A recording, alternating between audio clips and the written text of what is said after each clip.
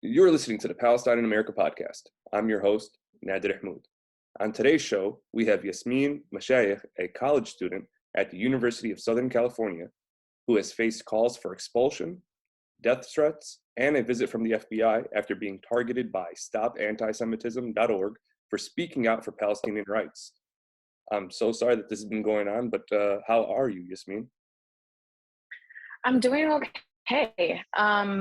Honestly, my reaction to everything from the very beginning is just absolute laughter.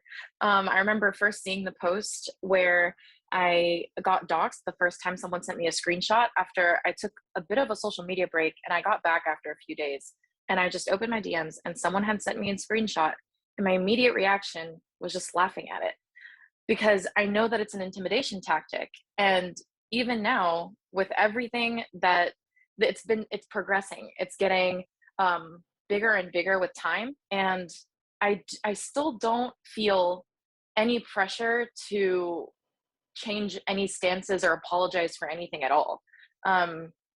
Yeah. I'm glad to hear you say that, and we'll get into it a little. I have a question about it a little bit later, but obviously you aren't the first person to be smeared in this kind of way who speaks out for Palestinian rights, whether you're Palestinian or not Palestinian. If you typically speak up, some form of intimidation follows. Definitely. I've experienced it myself when I was in college, working to become a journalist at a small college newspaper even. So I know you said your first response was laughter, but I know that USC's first response was to remove you from a post that they were celebrating women leaders at their engineering school. And then it wasn't until after Palestine legal intervened that they put you back. Was Yeah. that also like a laughing point for you too?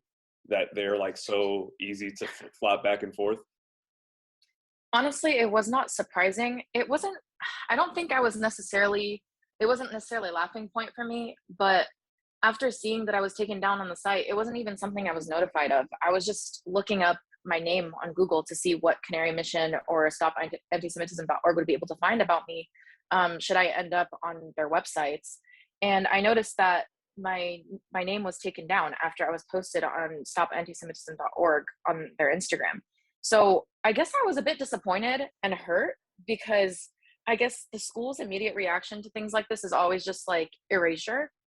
And I had already contacted Palestine Legal, and they were already representing me at the time. So, my immediate reaction was just like to email them, like what was the reason behind this? And I didn't get any response at all. And I emailed again, follow up, still no response. And I then copied my lawyer from Palestine Legal onto the emails, and still no response. So I ended up, my contact at Palestine Legal ended up sending them an email, essentially telling them to get their documents ready for a lawsuit. And there was no response to that either. But I checked the website, and not even like less than 24 hours later, it was back up. No response, nothing. So that was interesting. It was just like, I don't know if they thought I wasn't going to notice or what the deal was, but it was just interesting. It was after they reposted it within 24 hours, that's when I started laughing about it, because I'm like, okay, very interesting.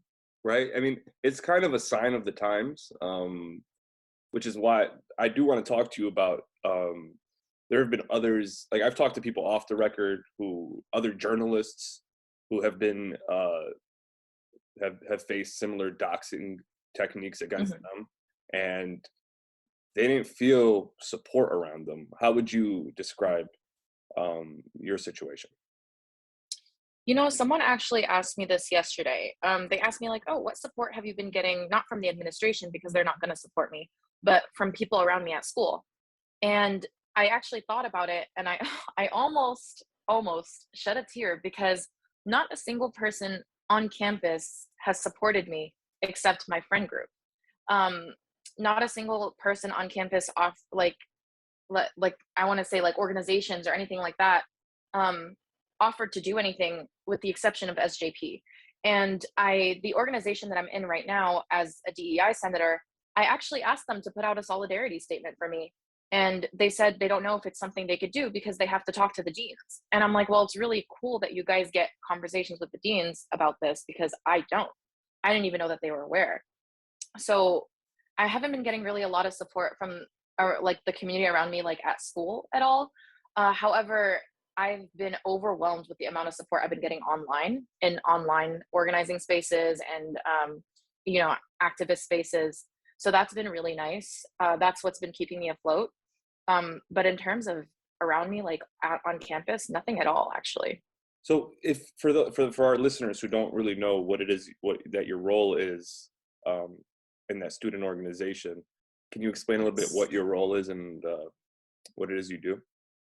Yeah, of course. And I think there's a lot of confusion around this online right now. I think people think that I hold a higher position than I actually do. But essentially, it's just a student organization called the Viterbi Graduate Student Association, VGSA. And it's just, a group of students who are graduate students at the School of Engineering. And all we do is we're organized into committees, and we organize events for graduate students at Viterbi. So my role, I'm a DEI senator. So I'm on the committee that puts on events and advocates for diversity, equity, and inclusion on campus. But it's nothing like policy making or student government or anything like that. It's just graduate student association, just, a group of graduate students putting on events for fellow graduate students. And just to break it down even further, just to show how, how overblown it's been, how far is your power in that position? Like, how far can you take any real issue that you want to take up? Honestly, as far as I'm concerned, the only thing that I really can do, or that I'm required to do, is put on an event during the semester. So one example is we've had a DEI dinner, and we just, get funding, organize the event, get catering, have people come to the event. That's pretty much the extent of what we do. And getting back to how other people have been doxxed, and they're probably going to other people will be smeared in the future, because it is what it is, and it's sad to say it like that, but it just, at this point, it still is what it is. What advice do you have to other Palestinians and Palestinian supporters who might go through what you've been going through lately? Honestly, I do have a bit of advice, because I think the reason why I was able to handle this as well as I can is because people reached out to me online, and people told me, like, hey, if this is what happens, this is what you do. So for example, if the first thing you want to do if you ever get doxxed is get contact at Palestine Legal, if it's like Palestine related. If it's not, then I also have I've had people from FIRE, which is like an organization for like freedom speech on college campuses specifically. They've also advocated for me. All of this is free of service, by the way. And that's the first thing you want to do. Second thing is, if law enforcement ever shows up at your door, you don't talk to them or let them in. You just ask for their card, and then I pass that information to my lawyers at Palestine Legal, and they contacted them for me, got rid of them. It was over. It was done.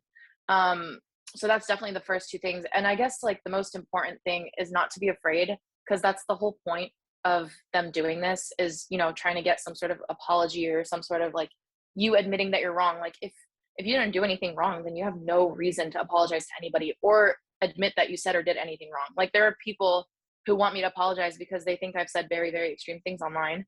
And I don't think I've said anything wrong or done anything wrong. And I've even had people close to me say, hey, why don't you just not say things like that, because people are not going to understand. And I don't think I said or did anything wrong, so I'm not going to apologize, and I'm not going to stop, because there's no reason to. And I think part of that is just normalizing the language around Palestinian liberation and resistance. And Yasmeen, I'm sorry, we and very, irresponsibly, we just glossed over the fact that, the FBI came to your door over this. Yes. And so basically that's what happened to you. You basically passed them Palestine Legal's card, and you told them to bug off, right? Yeah, I wasn't even home. I got a call from my mom, and she said, she was just like, hey, the FBI is at the house. What the hell is going on? And I said, oh, hold on a second, let me text my lawyer. So I texted her, and I think I was at work.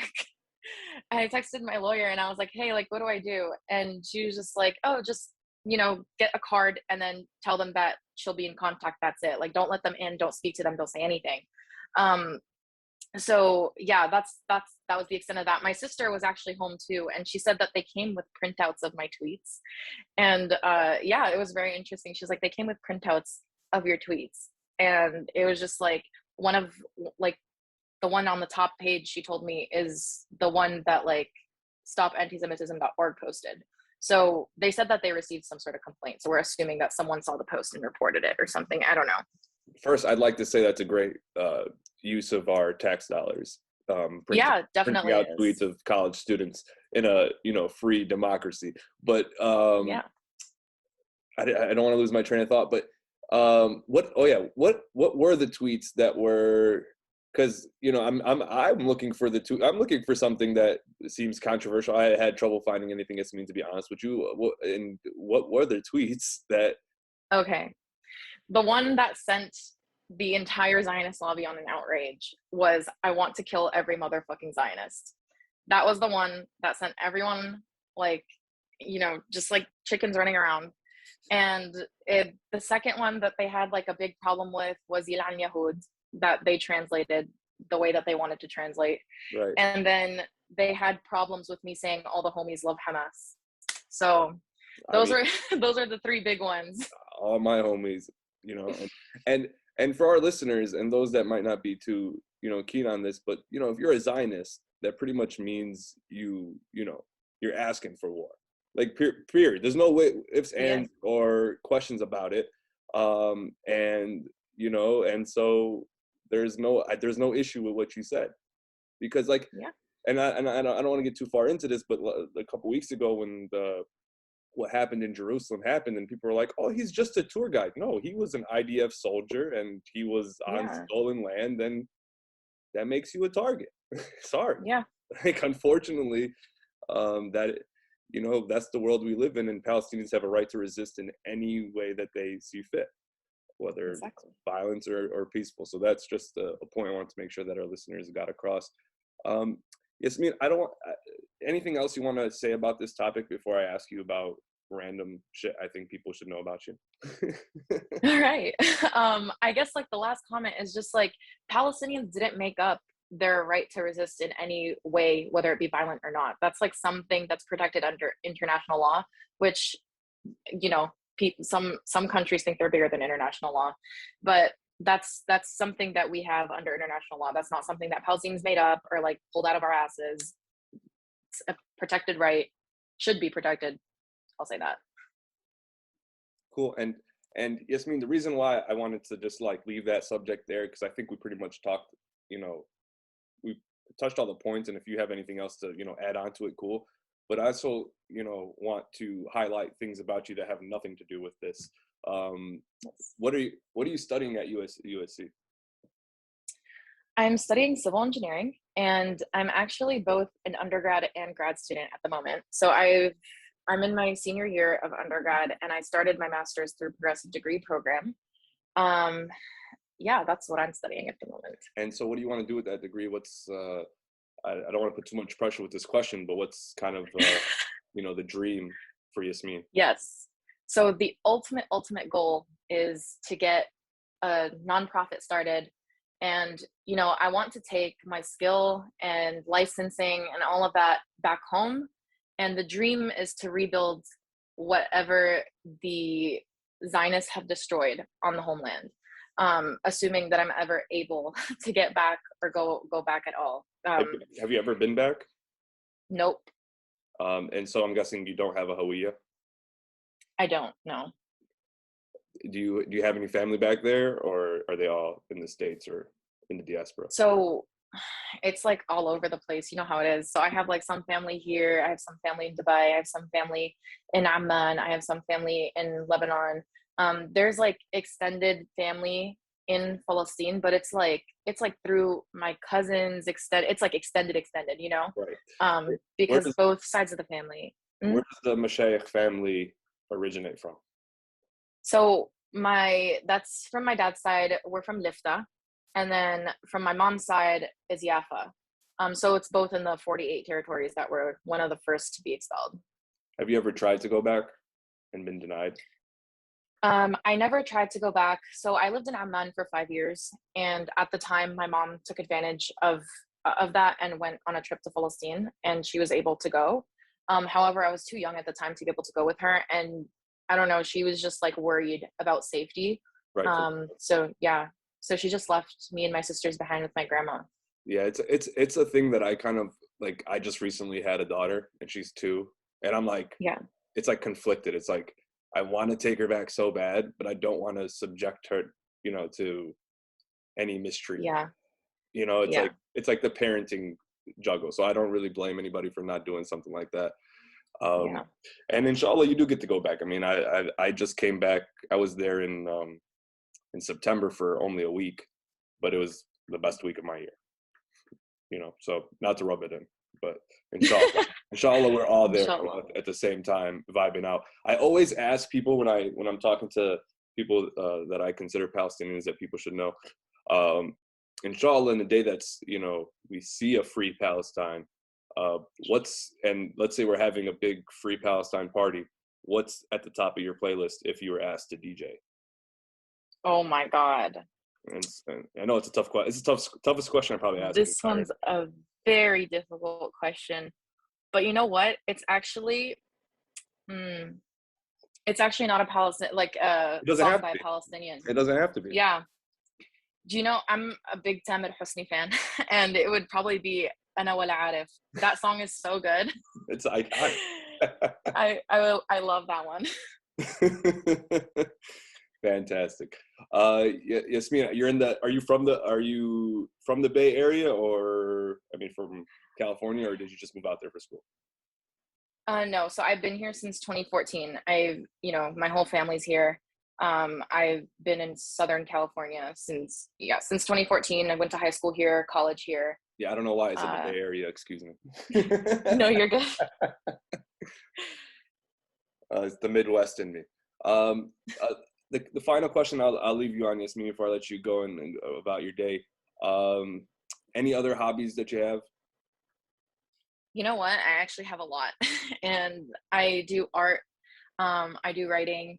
I do painting. I do photography.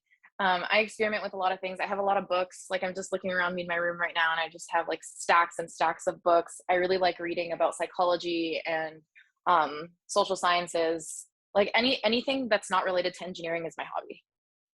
So before I let you go, plug anything you want to plug. For instance, I know you said photography and writing is your thing. If you have an IG you want people to go to, or anything like that. Oh my gosh, I actually don't have anything to plug. This is so bad. I never. No worries. Actually, instead of that, then, is there anything about your story that you want people to know? Any direction you want them to go? Is there any action people can take to show you support? Yeah, so actually at the moment, me and another one of my Twitter mutuals are working on a email template. We're going to launch an email campaign to kind of counteract the one that Zionists have been sending to my school. So that's going to go on social media today. And there's also a petition I started that you can find either on my Instagram or Twitter, which is at Intifadiyas, which is INTIFADA and then YAS, I think. Or actually, no. Yeah, send me the link to that and I'll post it in the story. I'm planning on, hopefully our listeners will get to tune into this shortly after our interview is done. But I thank you. I thank you again for joining me. Again, to our listeners, you've been listening to the Palestine in America podcast. I'm your host, Nader Ahmoud. We were just talking to Yasmeen Mashayekh, a college student at the University of Southern California, who has faced calls for expulsion, death threats, and a visit from the FBI. We talked all about it in the episode. Hope you guys enjoyed. Thanks again for joining me, Yasmeen. Thank you so much for having me. Thank you. We'll talk soon, inshallah. Have a good one. Good luck.